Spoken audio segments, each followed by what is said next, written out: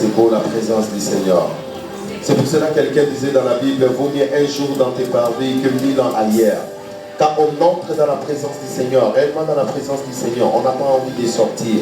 On a envie de rester là, comme Pierre disait, que nous construisions des temples. Des tentes. La présence glorieuse du Seigneur nous fait tellement du bien. Alléluia. Dieu est merveilleux. Est-ce que quelqu'un peut dire Dieu est merveilleux? Je dis à quelqu'un, Dieu est tout puissant. Qui croit que Dieu est tout puissant? Bon dimanche à tout un chacun de nous. To pamboli bino, to pamboli présence na yo, to pamboli koya na yo. Lelo to rolia maloba nzambe oizo uta musika. La fois passée, to zaraï nan de konabiso Patrick, notre bien-aimé, qui est avant la France. Ayaki asangana inabiso mais lelo to robite frère, partager nabiso ne fils que quelque chose. Partager la mission alors la tango tongi koyoka ye la sengi to bondela moko na moka kitsa moto na ye pe abondela pona maloba nzambe o tongi koyoka papa na biso Patrick yinde à côté ya biso akoloba na biso oyo nini ezali volonté ya nzambe o nzambe akanaki pona biso lelo totomboli likongo na biso pe totiki ye totiki pe baonano la komite na maboko na nzambe pe totiki ensemble mobimba maloba nzambe ekoteya maawa ezala lipamboli topamboli Yesu na kombo na Yesu. Alléluia. Merci beaucoup.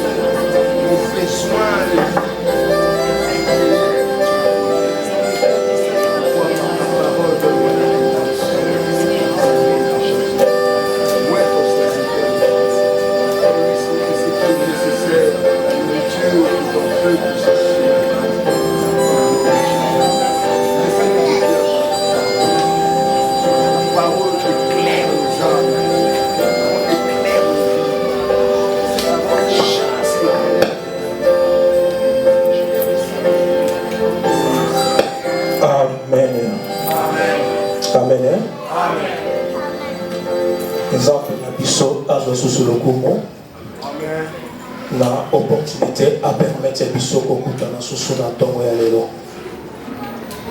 Eza azarité, azali nzambe ya temps pe ya circonstance.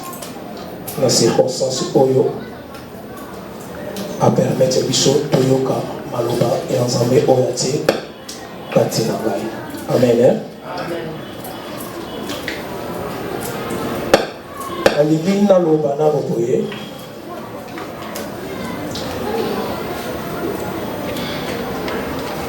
nayebaki ndeko opportunité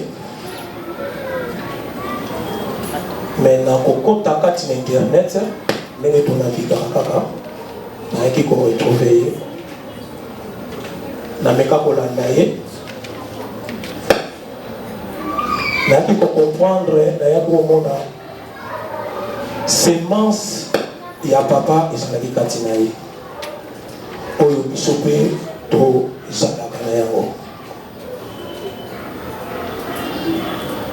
nako comprendre azali kati na biso vraiment oyo bible ezobenga la chair de ma chair, l'os de mes os. Amen. Amen. Biso tobengaka bato nyonso frère te. Pona na benga yo frère nanga, fona mona semence ya papa kati na yo. Sona moni semence ya papa kati na yo te, ozana lo frère nanga te. Amen.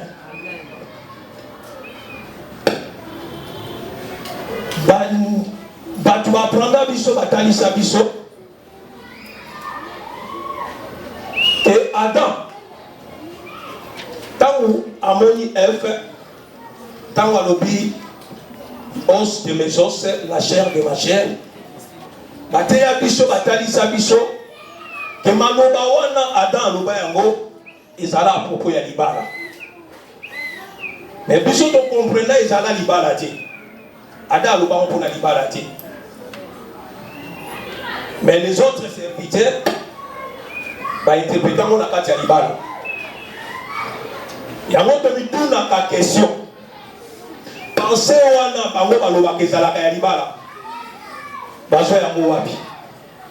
Mais biso tozala kondima tango ata azoloba yango azoloba yango par rapport à monaki nde ndeko na ye. Amen, hein? Parce que dans un dimanche, ils ont écriture révélée. Ils ont dit, ils ont prouvé que penser à Adam à l'Oba, ils ont pensé à l'Ibalati. Ils ont pensé à Yadekonaï. Amen, hein? Comment a Jacob, tant qu'ils ont Kima, Ndekonaï, Esaou, alors qu'il n'est pas à Ndekonaï là-bas. À Koutani, Nabana là-bas. Ameki kozwa enseignement ya kotuna là-bas bana na ba bisekete wana papa na biso ameki Jacob petit et pas là-bas là-bas tanga moni Jacob alobi oyo os de os la chair de ma chair quand on tourne la question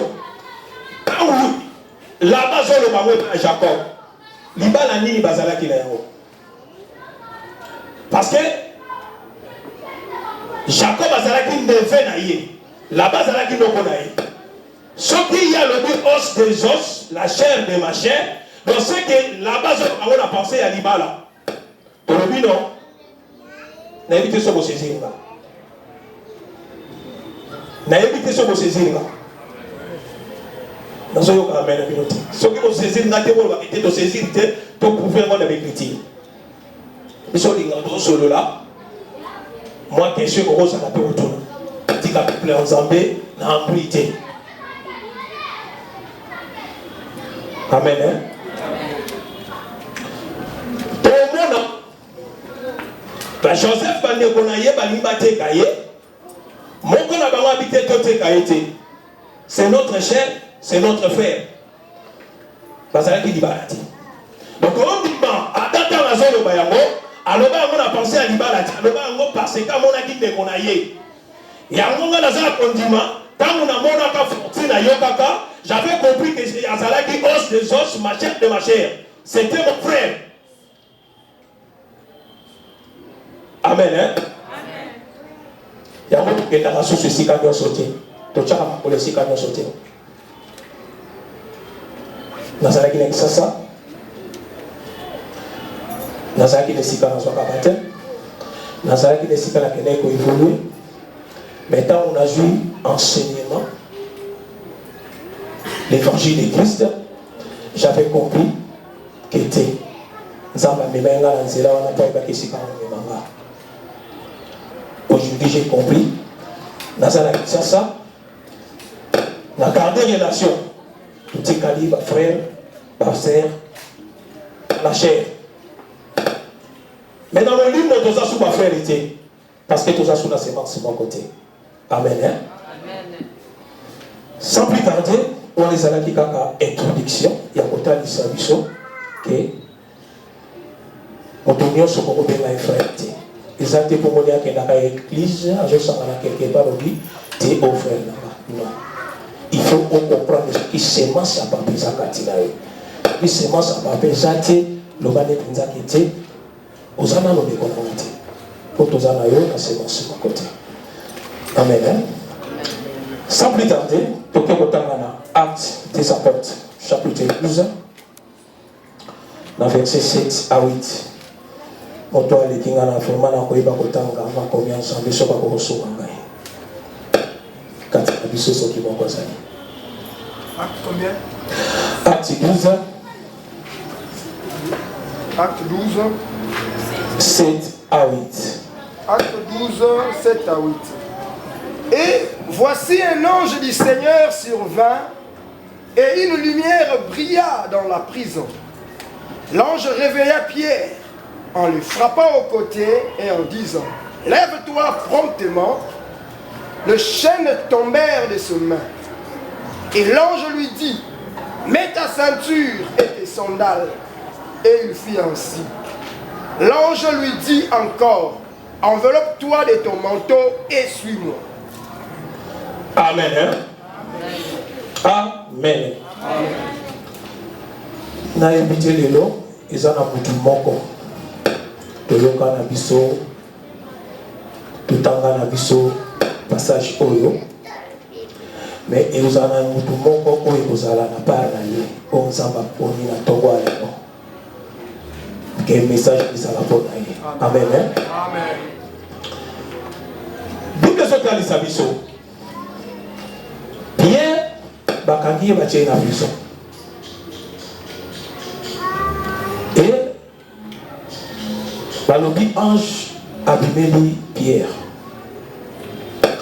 a frappé ye akolamusa ye alobi na Pierre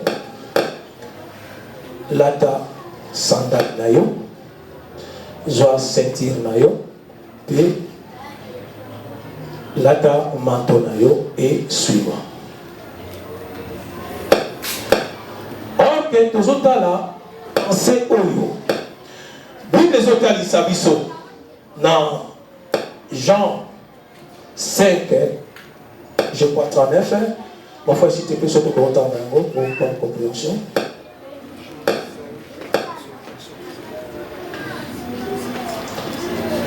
Jean 5 39 5, 39, je lis au nom de Jésus. Amen. Vous sondez les Écritures parce que vous pensez avoir en elles la vie éternelle. Ce sont elles qui rendent témoignage de moi. Amen. Yesu azoyebisa bafarisien ke bozotanga makomi bozokanisa na makomi nde bino bokozwa vi zoka bozoyeba te makomi nde ezolobela nde ngai me bien aimé nalingi naloba boye Bible ntango tozotanga yango tozomona noir et blanc tozomona les Écritures soki tozotanga Bible otikali kaka na Écriture c'est la mort. Soki otikali kaka na kotanga Bible na Écriture c'est la mort. Or que Jésus azoloba toutes les Écritures parlent que de moi. Soki makomi nyonso ezolobela Yesu ntango ozotanga Bible linga oyeba le pourquoi nini eza ya kokoma nsima ya Écriture. Ntango otanga Écriture mituna et après nini ekomami nsima ya Écriture namoni noir et blanc. Pierre bakangi ye ange abimeli ye lata sandale lata ceinture lata manteau et suis-moi. Soki totika kaka na Écriture to comprendre rien otolobaka otambolaka na doctrine oexplike ka la lettre mais biso tolingaka toyeba la pensée ya lettre nini eza ya kobomama nsima ya lettre. Amen. Amen. Ok, tozo comprendre soki tomatili kokomona na chapitre oyo Hérode akangi Jacques bakati Jacques mutu la deuxième personne ezalaki Pierre.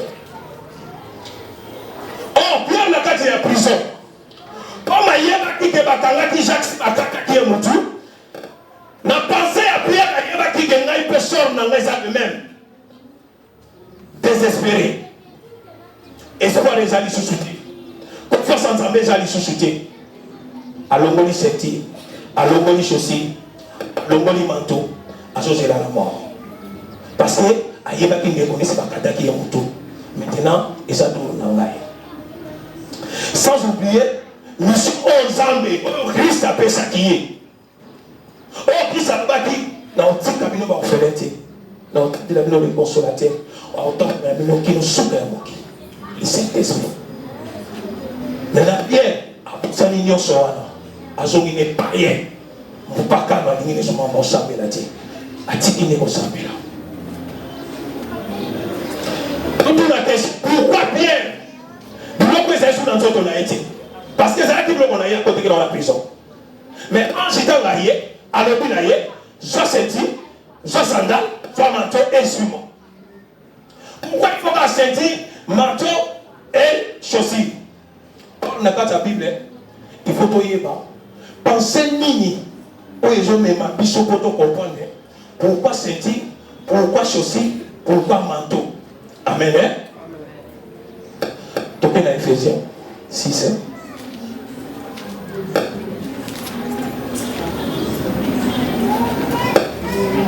Ephésiens 6, 14. Ephésiens 6, 14. Tenez donc ferme et ayez à vos reins la vérité pour ceinture. Revêtez la cuirasse de la justice. Amen. Hein? Tout le monde dit, ah, j'étais ma compte. Alors, il a Pierre, là, ta sandale, là, ta ceinture, là, ta manteau. Pour comprendre, ceinture les actes de vérité. Or, que Pierre avant, il a commencé par le Saint-Esprit, il y a une vérité. Mais alors, quand Pierre a recevoir le Saint-Esprit, à comprendre la vérité. Parce que, alors, la Bible, c'est ce que les habits, apôtre Paul, dans Ephésiens 4, ceinture les symboles de la vérité. Or, que Pierre n'a prison, le mot ceinture. Alors, on a la vérité, on a une importance, on a une soutien. Makama Zamba va saler là qui Zamba a kinga, Zamba a kinanga. Mais comment aujourd'hui, dans la situation où Zamba va tikanga? Donc, on a dit la vérité. Et si quelqu'un a la vérité, parce que je suis dans la prison. Là, on a dit la vérité. La longue de sentir. La longue de la vérité. On a dit la vérité. Amen. Il y a une vérité. Et ça a fait qu'il a été abandonné vérité. Total verset 15. Toujours Ephésiens 6, 15. Mettez pour chaussure à vos pieds le zèle que donne l'évangile de paix. Amen. Ok. Qui s'appelle ça qui Pierre et Zalaki, mission et comme un peuple ensemble, il a enseigné parce qu'il était apôtre de Dieu. Mais à la Bible, les autres les habits sont anges à côté de la ta sandale na yo. Pierre a le monde qui sandale na ye. Alors qui n'a son évangélité. Non, il y a évangile à Morabi. Parce que je suis retrouvé dans la prison. Il est sorti qui est dans la prison. Il y a personne qui est évangile, on est la terre partout. Mais aujourd'hui, on a retrouvé la prison. Et c'est non, on a gardé l'évangile Katinanga. On a gardé parole Katinanga. Dans son atina nangoti. Alors, on s'en a fait évangile. Parce que, à mon avis, il faut pas cater un motu. Ou pas bon. Alors, qui pense à un motu. Ok, tout le monde dit, quand vous êtes à cater un motu, mais bien aimé, dans la vie chrétienne, bisonnions sont aux appels de mon côté. Bisonnions sont au bengamin de mon côté. Bisonnions sont aux salles de la bison de mon côté. Zamba Zali n'a pas mené. Benzamba n'a utilisé, Benzamba n'a pas salé. Mais Pierre, à la qui pensait à Jacques, n'a vu naïe, à ce qu'on s'est comparé à Jacques. Or que Jacques, pour la mission, Zamba Jacques est fait sous Kawana. Mais Pierre, Zamba comprenait qu'une mission est faite Zalana, nous devons continuer. Mais comme Azanga dit révélation, comme Azanga dit confiance en Zambé, à s'abandonner naïe, dans un soumatin évangélité. Et tout le monde est dans Ephésiens 15, dans le tas de Sabisso, sandales et sandales, évangile. Pierre a l'homme qui est évangile. Amen. Amen. Donc, il faut avoir des rois.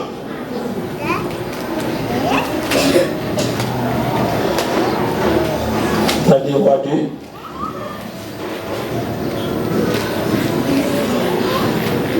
9 à 14. 2 Rois, chapitre 2, verset 9 à 14, je lis au nom de Jésus. Lorsqu'ils eurent passé, Élie dit à Élisée, demande ce que tu veux que je fasse pour toi, avant que je sois enlevé d'avec toi. Élisée répondit, qu'il ait sur moi, je te prie, une double portion de ton esprit. Élie dit, tu demandes une chose difficile, mais si tu me vois pendant que je serai enlevé d'avec toi, cela t'arrivera ainsi. Sinon, cela n'arrivera pas. Comme il continuait à marcher en parlant, voici un char de feu et des chevaux de feu le séparèrent l'un de l'autre, et elle monta au ciel dans un tourbillon. Élisée regardait et criait, mon père, char d'Israël et sa cavalerie. Et il ne le vit plus. Saisissant alors ses vêtements, il les déchira en 2 morceaux. Et il releva le manteau qu'Élie avait laissé tomber, puis il retourna et s'arrêta au bord du Jourdain. Il prit le manteau qu'Élie avait laissé tomber et il en frappa les eaux et dit, où est l'Éternel, les dieux d'Élie? Lui aussi, il frappa les eaux qui se partagèrent ça et là, et Élisée passa.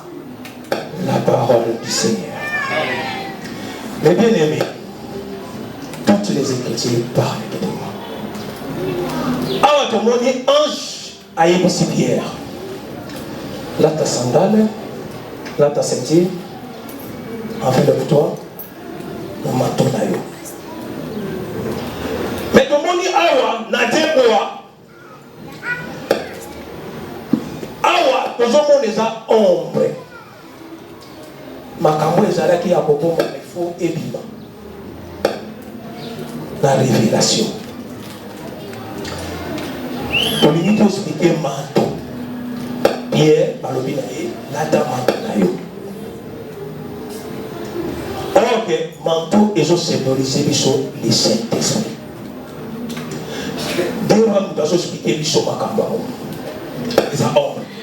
Makambo oyo Pierre vivre pour makambo Yesu aloba azoya mona ombre.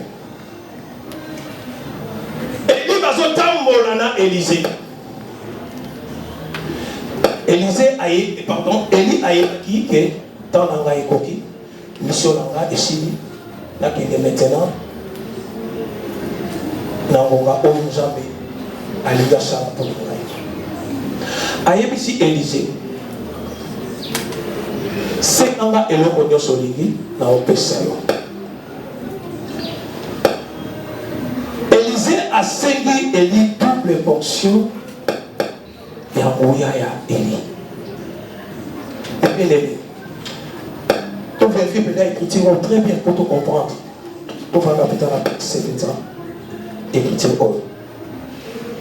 Eli ayebisi Élisée. Et l'opposition c'est difficile pour la pêche. Mais ce qu'on dit, il y a que l'autre le Seigneur et c'est là qu'on peut s'en soucier à vous. Dans le but de l'oublier, il s'en a mis. Basara qui a enlevé. Et Élisée a couru. Dans le but Élisée a couru. Puis les autres ils s'habillent. Puis là-bas il a déchiré et manteau a Élie couru. Quand le manteau est créé à Élie couru, Élisée a le côté manteau.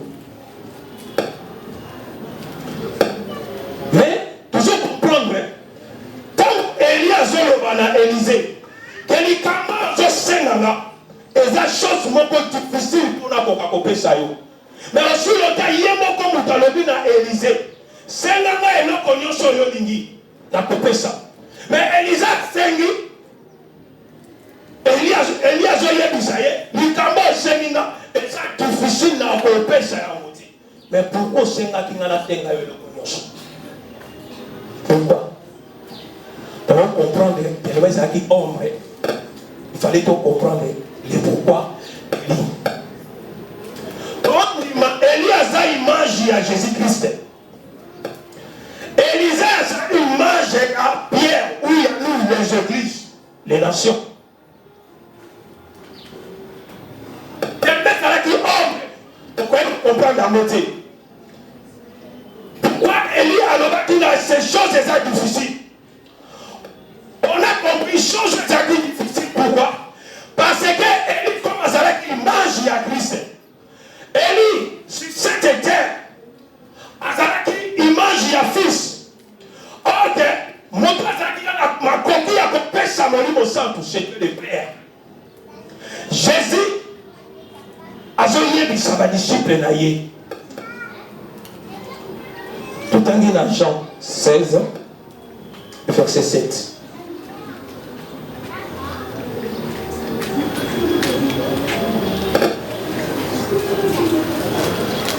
Jean 16, verset 7. Je lis au nom de Jésus. Amen. Cependant, je vous dis la vérité. Il vous est avantagé que je m'en aille. Car si je ne m'en vais pas, le consolateur ne viendra pas vers vous. Mais si je m'en vais, je vous l'enverrai.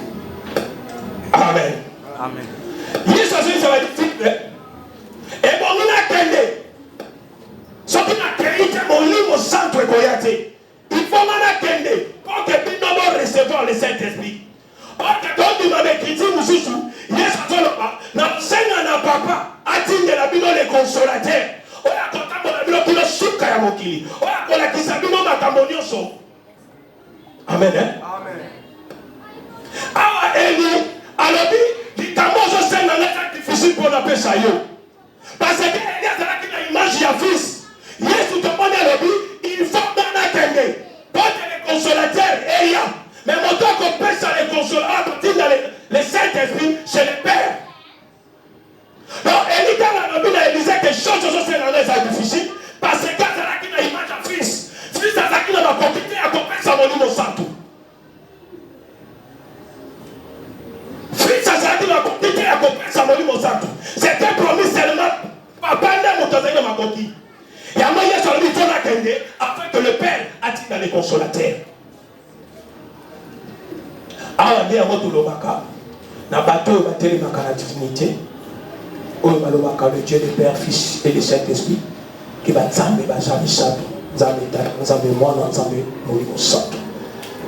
Biso tobuka yango rapport à l'écriture. Parce que l'écriture est au biso. Parce que soki makamanzambe ozotanga ngo na lettre, on comprend makamanzambe te. Mais soki olobi okota na profondeur, oyeba la pensée ya lettre, on comprend. La Bible est claire ezotalisa biso. Eli alobi na kopesa yo te parce que azalaki na image ya fils. Mais alobi na soki na mati, na bandi komata to mati na yo. Il n'y a pas quelqu'un qui sait qu'il a aussi la cause. Pour moi, Élie a menti, et il a mis déchiré, Élisa a pris et le manteau. À recevoir le manteau. Pour obéir le Saint-Esprit. Pourquoi tu obéis le Saint-Esprit le manteau? Au fait, dans la psaume 13, 13, je crois bien. 13. 13, chapitre, vers. Toujours dans les rois. 2 Rois 2, 13. Il releva le manteau qu'Élie avait laissé tomber. Non, pardon, 12. Élisée regardait et criait: mon père, char d'Israël et sa cavalerie. Et il ne le vit plus. Amen. Mais bien aimé, ceux qui vous entendent, vous me vérifier écriture Oyo, vous dans ils sont Oyo. Vous comprenez Élisée, tant où Elias a payé pour la serviteur à Élie, et c'est comme au côté avec un père. Mais on a vexé tous. Alors oui, Élisée, quand vous m'avez menti, à Kiti, dans la Kiti, Balobi, Élisée a dit, Père, oh, là tu comprends maintenant. Élie, na sœur Zaraki na image ya fils. Quand on m'a dit, elle a fait la position à papa. Parce que Élisée nous a dit sa bicho. Élisée a dit, Père. Quand on a dit Père, à ce moment tout le monde m'a dit, oui. Le Saint-Esprit qui dit. J'ai déjà l'objet. Ce qui n'a pas été, mon livre, mon sang doit quitter. Il est avantagé que je m'en aille. Ce qui n'a pas été, papa continue à les consolateur. Or que Jésus sur cette terre, à compter ça, mon livre, mon sang, tout quoi, ça a dit fils. Il fallait faire la position à papa. Quand le Jésus a fait la position à papa, et le Saint-Esprit qui t'a dit, et les jours là, les jours de la Pentecôte, les disciples vont recevoir le Saint-Esprit. Parce que Jésus a fait la position à papa. Tout ça, il y a une section. Papa va aller balayer. Quand on a la position à papa, et le Saint-Esprit, Élisée, quand on a su manteau, quand on a gagné père, manteau est quoi? Pour comprendre, il a reçu le Saint-Esprit. Et après, comment dit Élisée? Quand on a Élisée, a su manteau. Abadoso, kakanzela bayaki. Quand on a commis devant Jourdain, balobi Élisée, et là on y est arrivé. Élisée a compris les ténèbres dans Awa. Na fane na manteau. Et j'allais manger mon santo. Oh yes, on va être en contact, puis ça vient de sous dans mon kili. Oh là, on a qui s'habille au nyonso. Et ils ont compris les ténèbres. Devant Jourdain. Nous, on a un amour, on a un manteau, on a cet esprit. Parce qu'il faut enseigner, il faut la kisanga, il faut orienter. Alors, Élisée, Azalaki a bâtité, a compris que j'ai le Saint-Esprit à moi. Azuka a manteau, il a frappé dans Jourdain. Jourdain fort. Élisée a dit. Oh, tout ça, on a fait à Pierre. Comment on a Pierre? T'as pas le naïe, Jean Sandal, l'État senti, l'État manteau naïe. Pierre, tant a su 3 choses à accomplir en haut. Tant à la tis senti, à la tis sandal, tant à la tis manteau, et forwami. Pierre a vécu. Amen. Amen. Merci, papa.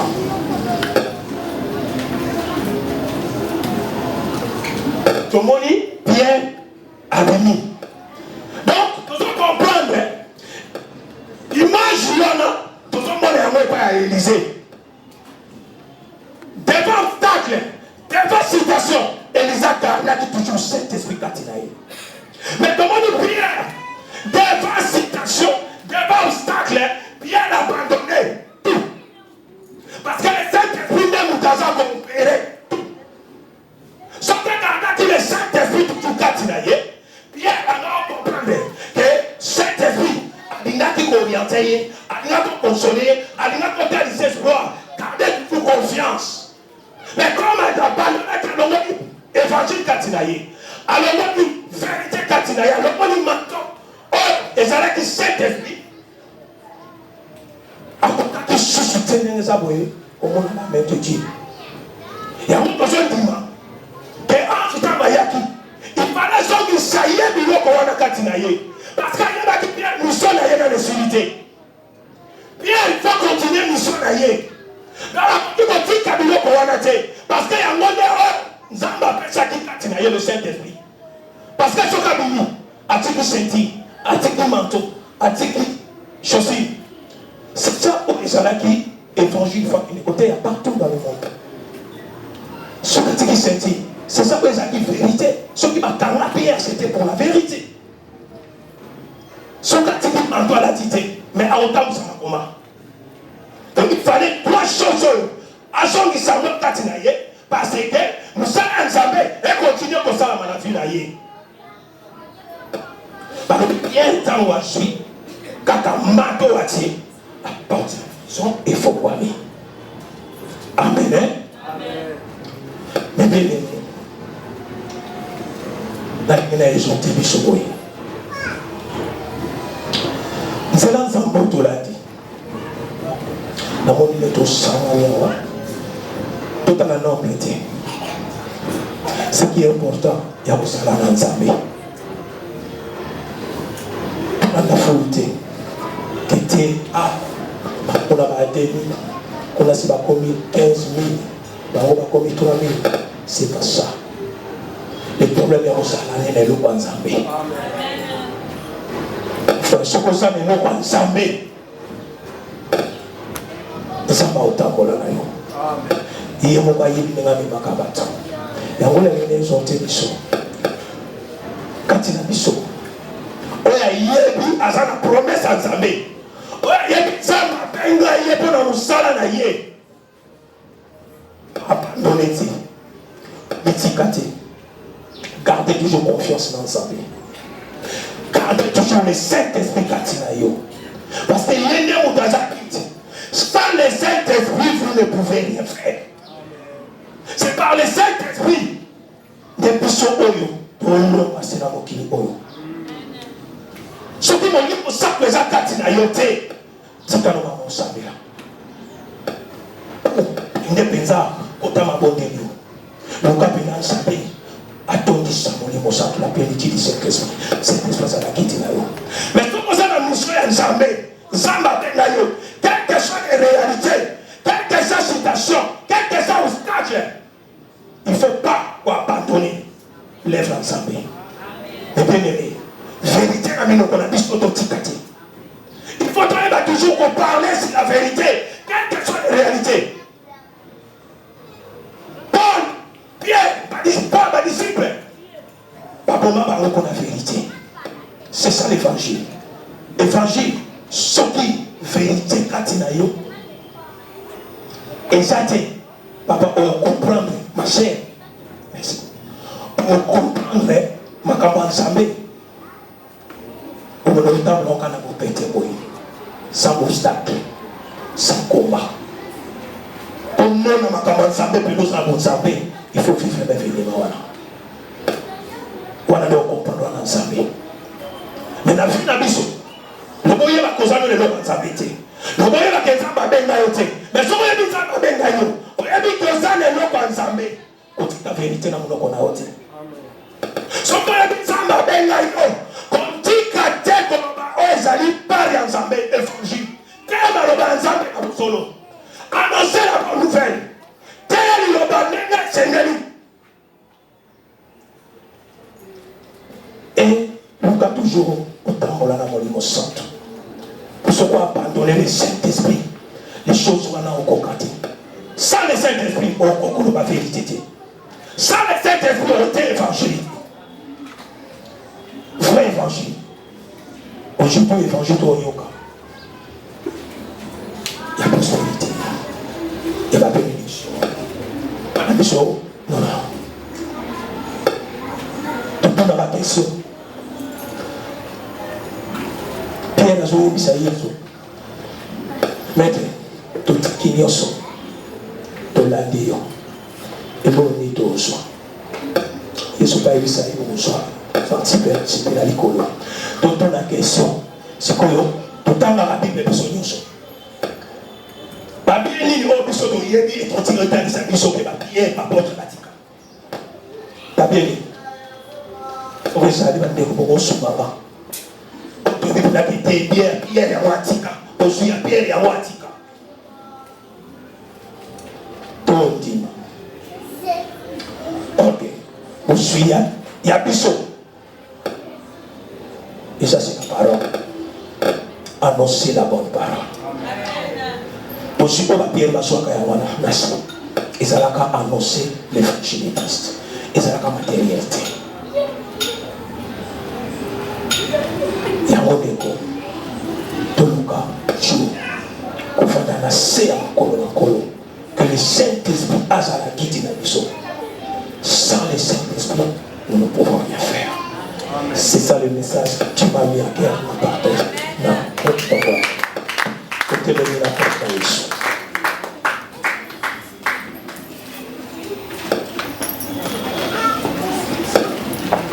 Donc, il est bon de là.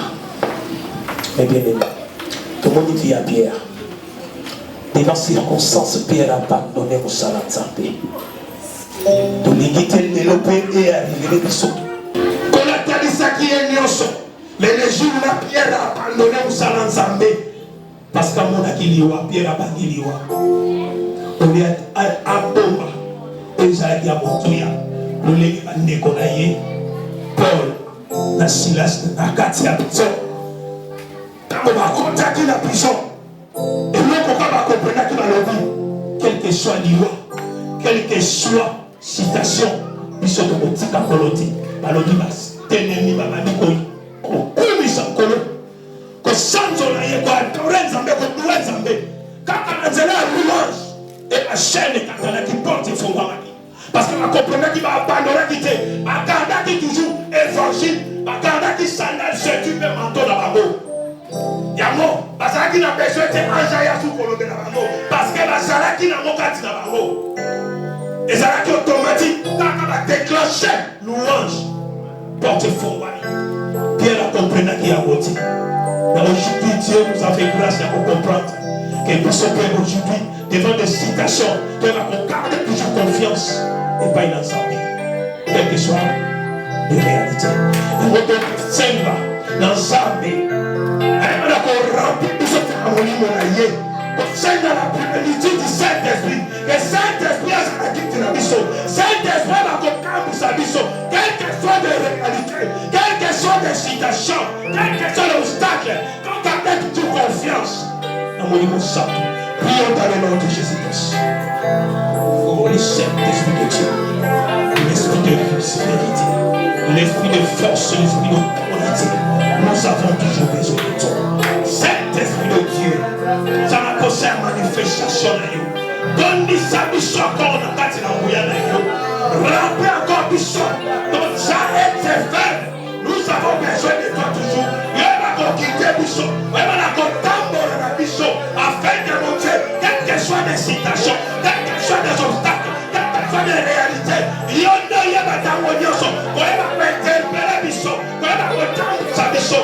Afin que ton nom soit toujours glorifié. Donc gardez confiance et pas une. Donc gardez frère, les amis parole. Donc gardez sentir les amis vérité. Donc gardez sandal les amis évangile. Donc gardez menton les amis le sang.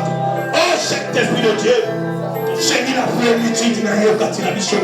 Donc Seigneur la plénitude. Seigneur la plénitude. Remplis-nous maintenant. Remplis-nous Saint-Esprit. Nous avons besoin de nous. Nous sommes au côté. Pierre a contacté parce qu'on comprend la dignité. Mais il faut comprendre. Il y a quelle que soit les situations, quelle que soit les réalités, toi, nous sommes dans la unité. Toi, abandonner la vérité dans la unité. Abandonner la unité dans le centre. L'esprit de force. Donnez-nous la force. Donnez-nous le pouvoir. Donnez-nous l'autorité. Dans le nom puissant du Seigneur Jésus-Christ de Nazareth. Merci Seigneur Jésus-Christ. Amen. Nous sommes ici, parole du premier métier.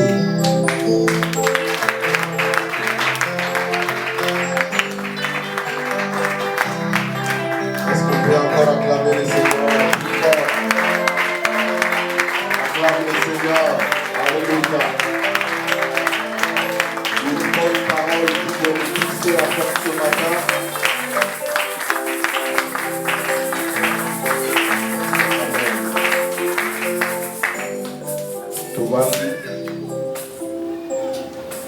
J'aime bien cet exercice que le frère a fait à partir des symboliques de nous révéler des choses. Et nous avons besoin de coup pour à ça dans le biso. Nangi na bakisa biloko mibale na ba symbolique oyo lobamaki ikoki pe kosunga yo. La Bible est dans un langage belé. Dans le langage, nous avons utilisé le verset sur la Bible est très clair. Au monde appelle autant que juif à la mort. Le verset sur la symbolique, il faut quitter. Obéir sur l'homme. Situation à Paul, il y a Pierre. Et il y a une situation mondiale. Maintenant, au frère Abandolo, au monde va symbolique et comment vivre ça va dire tant que les gens ont moins les dîners dans tout ma pensée. Tant que ange à côté na katia prison. Remarquez, ange à côté na katia prison. Parce qu'il y a bétier à côté. À côté.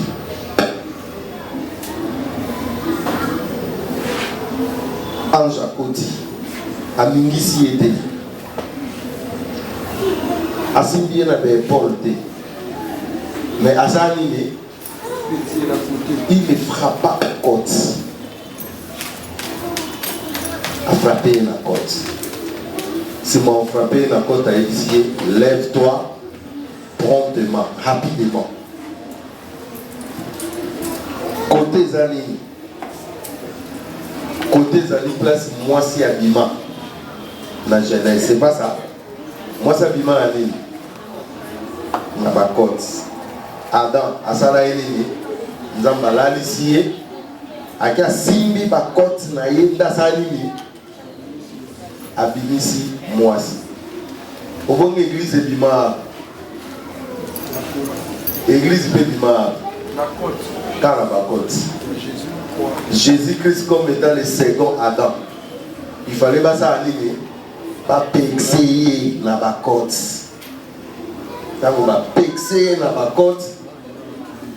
Littéralement ça va bomiller. N'engen ça va bomaka Adam. C'est mon amour église et ça aligné. Et bimi. Ça va rappeler na Pierre. Quand on ange a bêtillé dans ma côte, a rappelé que Pierre, ou moi si, église. C'est comme la Bible le dit, je bâtirai mon église et les portes de séjour de mort ne préviendront point contre elle. Puissance, il y a mon lili et ici l'église. Il y a mon ange qui a Pierre à l'obit. Moi si, et ton église, tellement. Pour que ceux qui ont à côté de moi, puissance y a mon ligne et Kosani, et Kosimba Kayote. Et au même moment, le Pierre a dit, ma chaîne peut s'amener. Et oui. Amen. Et oui. Amen. Et oui, bien aimé. Donc, ma chaîne est en ligne, l'église est limitée. L'église est au lala. Nzamba simbio lisu na tonga lelo abetio lisu salobi yoga makambo papa Patrick awuti nango musika abetio lambuka basoni ndeko za nini eloko mibale tala lisu symbolique ayebisi ye lata chaussure za nini abandi na lata ceinture ko za nini ndeko nanga salobi yango na onjonga te. A expliqué lata chaussure. A expliqué un mot non. Mais quand on a commis un manteau, a expliqué lata te. A expliqué pour lata te. A expliqué ça nini. Enveloppe toi. Alléluia. Voilà comme une dimension pour sous. Et quand ça amène la vérité. Et quand ça amène la zèle. Mais puissance ça ne peut pas envelopper. Amen. Pour ce qu'on a enveloppé la puissance en temps de Élisée a gagné la ceinture. Élisée a gagné la chaussure.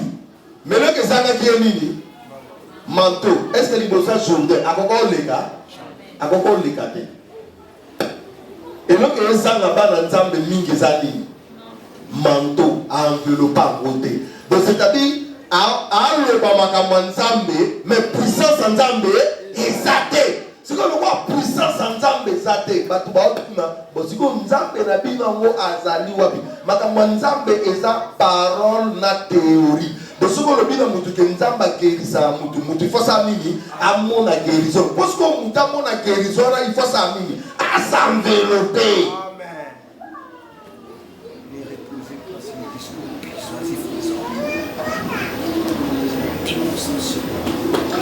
La Bible est dans la dimension. Il fut rempli du Saint-Esprit. Ici, revêtu du Saint-Esprit. Il y a ma dimension. Amen. Yasuka. Balobi, tant que Pierre abimi, libanda. Ça ça nous. Atiki yaki. Pierre, c'est quoi le dit? Oh non, mon vision. J'ai aimé ce que le frère Patrick a dit. Nous avons épargné de ce que les Juifs attendaient. Cela veut dire, les Juifs, papa, c'est là, pas Mini, pas pour mailler, ne pas pour qui Jacques. Les Juifs attendaient cela, pas combien on est bon mot. Je dis, mais, c'est comme ça, Abimi a dit, oh, vision, de Atiki de Nouara. Vous voyez qu'est-ce qui s'est passé par après? Balobi, il réfléchit. Nana a réfléchi. Pierre a réfléchi. A dit non, Nao Kende, Nandakuya, il y a tel à se diriger. Pe place abandaki kokende place bato babandaki koprier moto ebandaki kopela. Donc dimension mosusu na makambo ya Nzambe yo mpe efosala nini orefléchir. Kolobaka te ko Nzambe obongo yo orefléchir nini. T'as reçu déjà délivrance, reçu puissance en Nzambe. Mais réfléchir, tu vas faire quoi avec? Amen. Qu'est-ce que tu dois faire avec la puissance de Dieu? On ne manque qu'un miracle.